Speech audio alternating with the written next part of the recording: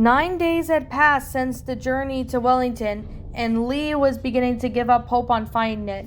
But when just all hope was lost, they spotted a building structure in the distance that could possibly be their destination. Due to their relief, and the cold weather was beginning to set up upon the snow slowly melted. Lee and with Clementine and Sarah, with it they were holding AJ, made their way up towards the hill in the direction they came in the distance. The four of them made up to the top of the hill, and the second they did, their hopes had risen. In front of them was only merely 40 feet away was Wellington, a huge metal wall spread along the cross straight for miles, and in front of them was the entrance, used by containers. They did it. They made it to Wellington. After everything they'd been through, this place was where they could start a new life. Holy shit, Lee mumbled, as he turned towards Clementine and Sarah, who both merely had the same expressions as he did. Well, what are we waiting for? Let's go. Without a second hesitation, they continued making their way towards Wellington. It almost as if it looked impossible to get there by force, unless walkers learned how to use teamwork and climbed onto each other to get there. Look at this place. The wall. We did it, girls. Lee admired the place in an enthusiastic tone. This is it. This is where... Before he could continue, a loud voice from the entrance echoed through via microphone, and there, three of them halted in their tracks when they saw the person had to say. Just stay still. Lee told the duo to step forward and raising his hands in his air. That's far enough, she warned, giving them an order that they want to follow without a question. If you have weapons, drop them. Lee and Clementine obeyed their command, dropped their Glock 17s and hatchet on the ground. Slowly approach the gate, the voice requested. The trio did what they said, and they made their way over towards the main entrance to Wellington. They continued doing so until they stood only a few feet away from the entrance. Lee looked up to see the woman, who had called out to them, speaking to someone on a walkie-talkie. There's just four of them outside. They don't look dangerous. All right, understood.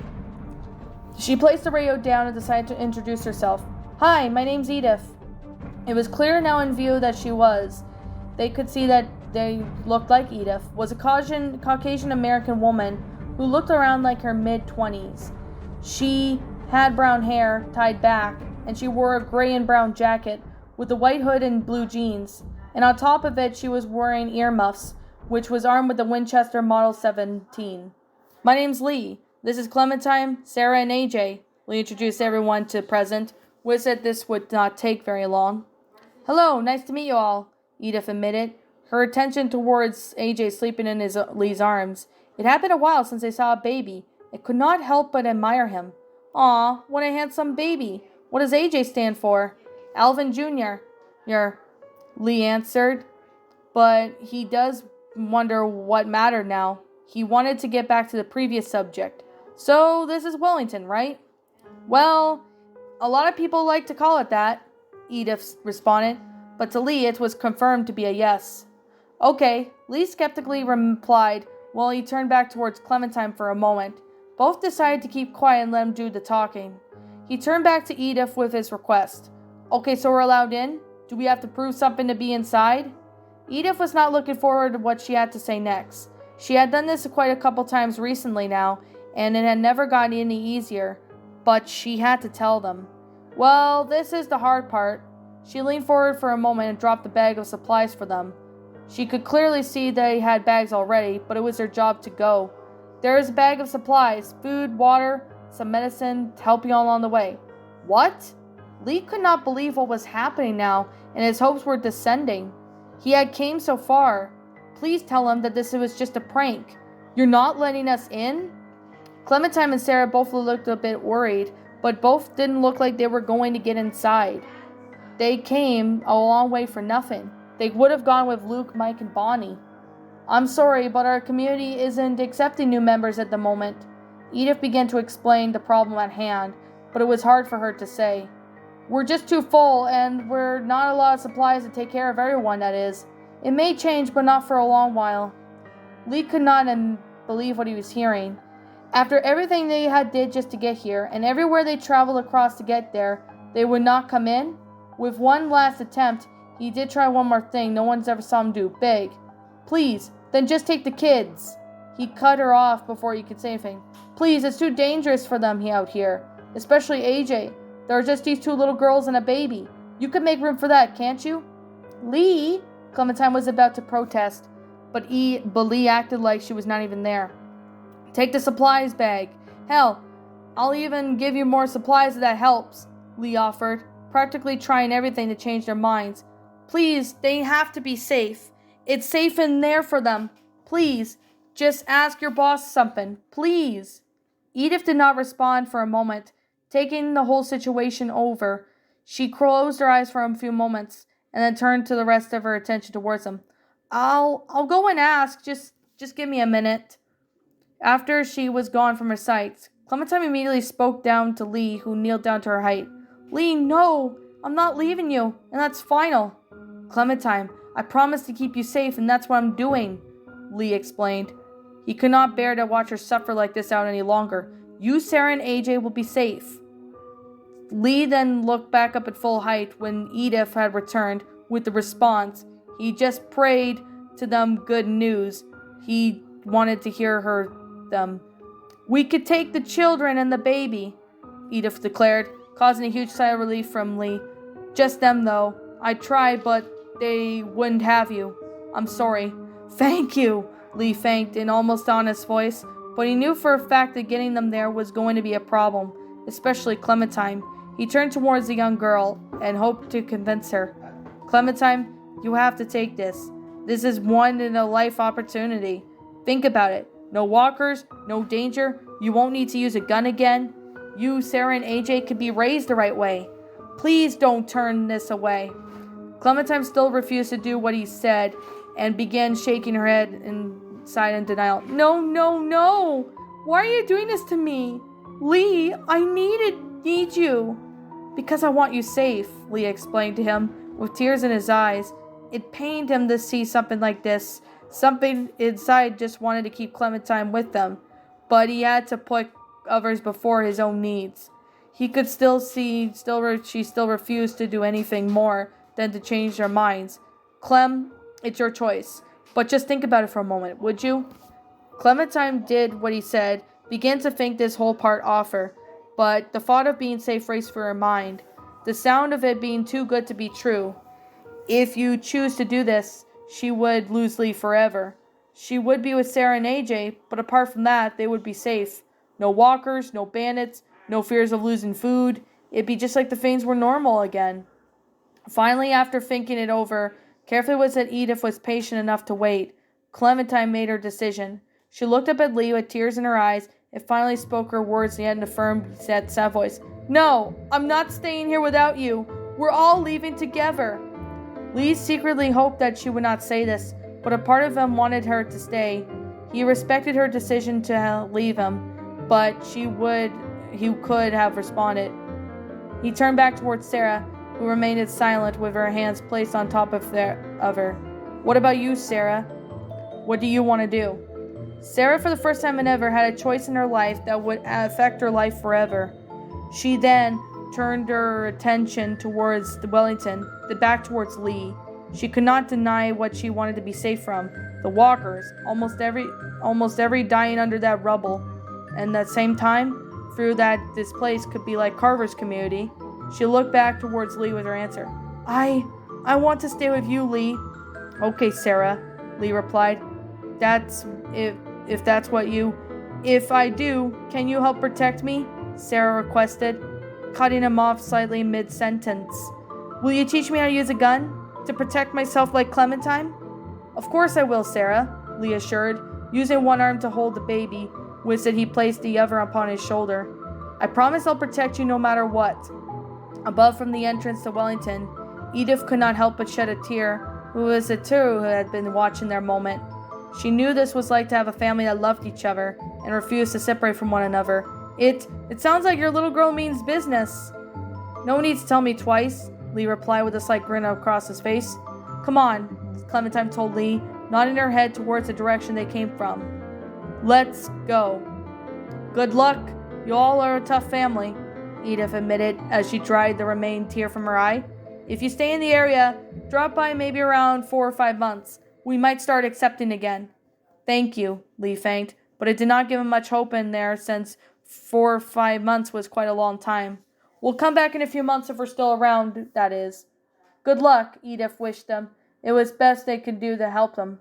She hoped they would stay well, and if one day they were accepting more members again, she could help try to bring that family into a safe world.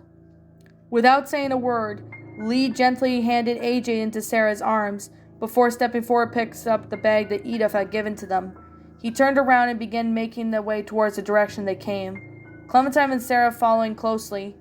He picked up the duffel bag and carried 2 bags, and took one of his weapons back too.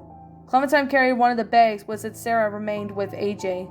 Lee Everett, with his 2 adopted daughters, Clementine and Sarah, and his adoptive son AJ, made their way towards the direction they came from, and was more than ready to fight for survival for any trouble they encountered along the way. He was unsure of what they were going to do, but all he could do was keep moving to see what the future holds for them.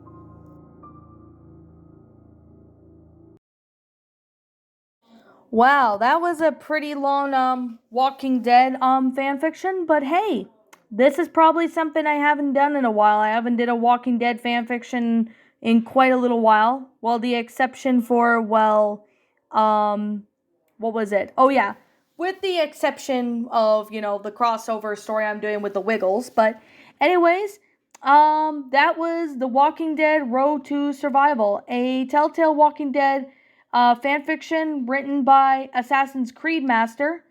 But in the title of the video, he has his YouTube channel go by Annie Nation Productions.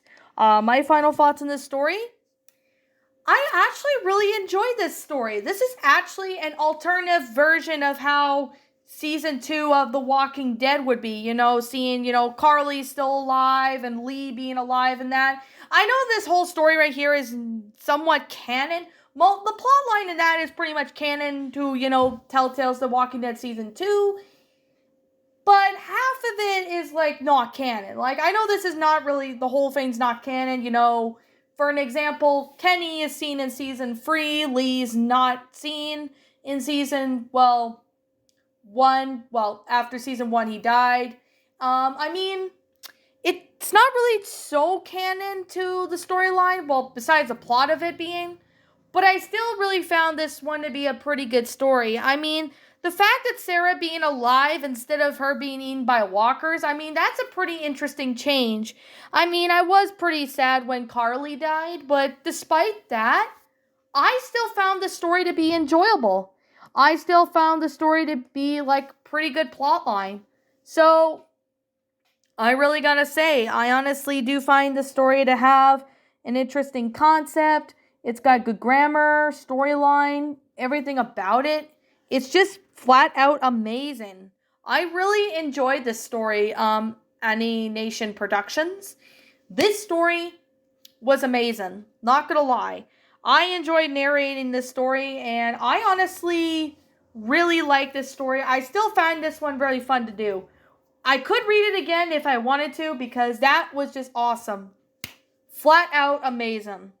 This was a pretty good story. I know there's chapter 28, which it basically states next time on The Walking Dead. But I'm not going to really read that part because, it's pretty much an epilogue of it or something, if it makes any sense. But anyways, this story, I definitely gotta say, it's a pretty good story, even though, besides the plot from it, it's not really canon to the original, the original season 2, but I like that this is an alternative universe, if things were different. I really like that. I honestly thought it was a pretty neat idea for a concept for it.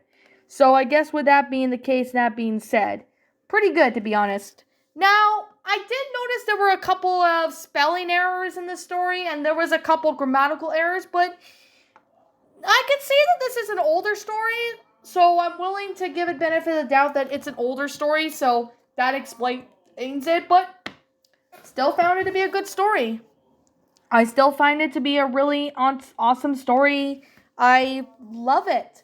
So, anyways, I'm a Walking Dead fan. I honestly like the Telltale series, but I honestly still love this story. I definitely would read this again. Despite the grammatical errors I did see, but other than that, it's actually a pretty good alternative universe of how season 3 would go if Lee was around still, Lily was appearing in season, 2 rather than Kenny, because we all know Lily appears in season 4, or the final season in the game canon-wise. But anyways, like I'm going to say, this is just simply my own personal opinion, and if you happen to disagree with me, that's perfectly fine too. We're all entitled to our own opinions regards to these creepypastas, and this is simply my own personal thoughts. I'm going to give this story a 10 out of 10. It's awesome. I really enjoyed this story. I definitely would read this again if I wanted to. This story was flat out amazing. Yeah, I do wish that Carly was still around and possibly Lily, but other than that, I still found the story to be pretty good though. Anyways, what did you guys personally think of this story? I know it's not a creepypasta, but it's a fan fiction, but you guys can call it whatever you like. Did you enjoy it? Did you not? Also, what we have done personally to help make the story a lot better. Feel free to leave me what your thoughts are down in the comments below. I'm the Lion Queen. Thank you so much for watching today's episode. And if you're brand new here to this channel, feel free to leave a like, comment, and subscribe. Ring the bell for notifications to when I upload, so that way you guys will not miss an upload. And as always, I'll be seeing you all in the next video. And as always, please roll the outro because I'm out.